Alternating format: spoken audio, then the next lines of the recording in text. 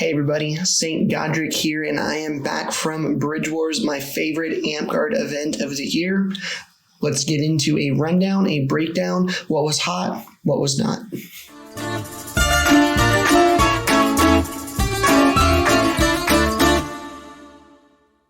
Welcome to the channel, everybody. If you are new, please consider hitting that like and subscribe button if you like this video and like to see more content. I just got back from my favorite Amp Guard event of the year, hands down, bar none. This event is called Bridge Wars, and it is put on every year by the Kingdom of the Rising Winds. Now, the reason I enjoy Bridge Wars is because it is a hyper-competitive fighting company versus fighting company battle. And what that means is it's my team versus your team. And for instance, in this game, it was 15 on 15, full class battle. Kingdom of the Rising Winds puts it on, and it has historically been my favorite event. I think we're on year like 16 maybe or something like that. So we'll go through, do a little bit of a breakdown, what the event was like, and then we'll get into the hots and the nots. So the game mode for this was a 3-lane game, very similar to the map of League of Legends or Dota, if you're familiar with those type of games. Bases at the end, then the 3 lanes coming out and kind of connected.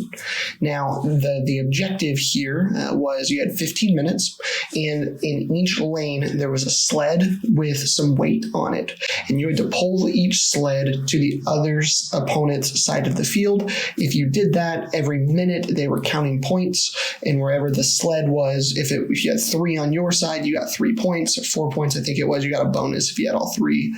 And then if it was like 1 and 2, they would score those. And essentially, it was a 15-minute game or first to 15 points. Quickest the match could be was 4 minutes. We had a couple of those.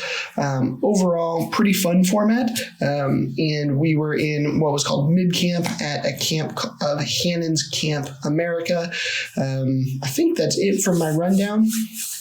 Yeah, let's get into my hots and my nots. So first thing for a hot, the Reeves did a great job on a last second change. The way that this site is set up, there is a middle camp and a high camp, and the middle camp is kind of lower, obviously out of the wind. It's a little bit smaller, but high camp has a lot of room, but the weather that day was really bad. It was very windy, and we wouldn't have been able to hear verbal spells, and the arrows would have been almost useless. So the Reeves decided to bring it down to mid-camp kind of last second, and that was the right call. It was a little bit smaller of a field than we wanted, which caused some other issues, but overall it wasn't that bad, and it was a good call to move it down. I think everybody had a much better time. My second hot were the knightings. I had 2 of my friends get knighted at this event, Sir Butters and Sir Talroom, I always get his name wrong, and Sir Smurf. I got to make the belts for both of these guys, which was just awesome. Very honored to do. So I really enjoyed seeing those guys get knighted, both for battle. Very well earned. That was my second hot. Now, this next stream of hots are going to be things that are specifically related to the bridge game itself. So I really enjoyed double elimination. Now, I'm biased on that because my team benefited from that. We'll get to some of the results at the end, but my team benefited from double elimination. But as a whole, that is something I've wanted to do for a while with this game mode. If I ever get to run Bridge Wars, what I'm thinking about doing are 5-minute rounds or 50 life count, whichever comes first, and then have a best 2 out of 3. I like how a lot of esports do this, best 2 out of 3, best 3 out of 5 for the finals. It allows some strategy and some changing of different team comps and things in between rounds. I really like that idea. And so this double elimination tournament was very similar to that. So like my team, for instance, got knocked to the losers bracket and we're able to fight our way back through up to the winners bracket. So overall, good choice with double elimination. Next up, I really enjoyed the sleds. I know a lot of people, I'll show some videos here, but I know a lot of people didn't like the sleds because people were tripping over them, and I fully, completely understand and agree with that. I did enjoy that there was a physical mechanic that the players got to interact with. I understand that sleds were a tripping hazard, But I like the idea that it's not just hold this point, right, or stand in the middle of the map and hold it. I like that there was something physical that the players could grab and move. That is a lot of fun as a player. As a spectator, it was pretty cool to get to see too. So overall, I like the sleds. I think it could be done a little bit differently, so it's a little bit safer, but I like the physical, actual touching. I have a physical thing I can move. The next thing that I loved hot is that there were no neutral monsters. A lot of times in Bridge Wars, there are these neutral monsters that pop up, and they're supposed to be like from League of Legends, like Baron and Dragon and those type of things, and they always inherently aren't those things, right? Because we just have NPCs, we have players, who jump in, and they're never actually truly neutral. They always, pick one or the other, and that's happened quite a few times. And I don't enjoy neutral monsters in these type of competitive games. I don't like a whole lot of RNG. I'd rather it be skill versus skill, and the neutral monsters add in an element of RNG that I just don't like. And so this one did not have any of that. Very good. So now on to my knots. These are things that I would do differently, or I would change if we were going to do this exact thing again next year.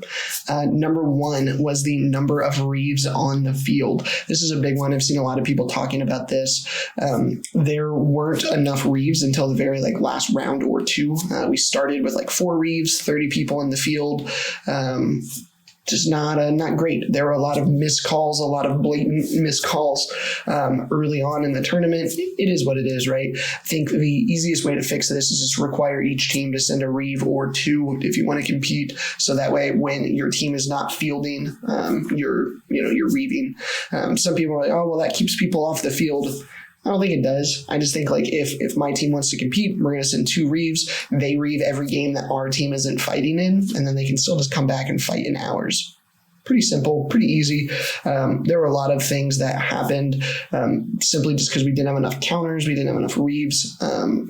Another thing with the reeving on this one that was a little rough, every round they felt the need to re-explain the rules to both sides of the team, both teams. And so there was a lot of downtime where they were just re-explaining the rules between every round. And the issue, I don't think, was that the players didn't know or understand the rules. It was there just weren't enough reeves to enforce it. But in between every round, there was 4 minutes for each team where they were just re-explaining the rules. And for some of the teams that we call them scrub teams, the pickup teams, right? They spent more time listening to a reeve tell them how to play the game than they did actually playing the game. And by the end of it, it got kind of frustrating for the teams that were in the finals, right? They had heard the rules 15 times at that point. And it was a bit much and a bit unneeded. Second thing for knots, there just weren't a lot of teams this year. The tournament only had 5 teams, and 2 of those were pickup teams, so 3 fighting company teams. In the past, we've had a lot more. We've had, 8, 10, 12 teams sometimes way back. In more recent years, 6 to 8 is generally normal. No fault of the reeves or the game runners or anything here, just as a whole, kind of frustrating.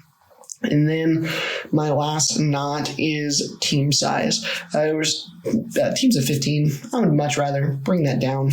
Go back to 8, go back to 10, have multiple teams out, because I think having a bigger bracket is more fun. 15-man teams, we've done it for 4 or 5 years now. I think the consensus is most people don't enjoy it. I'd rather just move on and do something else. So to wrap all this up, let me tell you how the event ended. There were 5 teams. My team, FC, you can go watch all of the videos here. I'll put a card and a link up here. We went and we won the first round. We then lost to Errant Dawn in the second round, got knocked to the losers bracket, fought Cackle for 3rd place, beat Cackle. Then we moved up and had to fight Errant Dawn in the losers bracket final and then the winners bracket final. So essentially we got all the way to the end, and we had to beat the team that beat us twice in order to win. And we were able to do so. So it was pretty cool. I didn't unfortunately get to fight in this one. I was filming, got some medical stuff going on, which hopefully we figured out soon so I can get back on the field. But I had a good time overall, being able to film everything. Bridge Wars is my favorite event, remains my favorite event. Overall, very positive event. Some little tweaks here and there, but it was a good one. If you are thinking about coming and trying Amtgard, I would highly recommend every November, come and just hang out. This is a fun event just to watch, just to be able to observe and see some of the high-end fighters and high-end battle gamers and the high-end strategy that goes into this. It's a ton of fun. So with all of that, I am St. Godric. See you next time. Peace.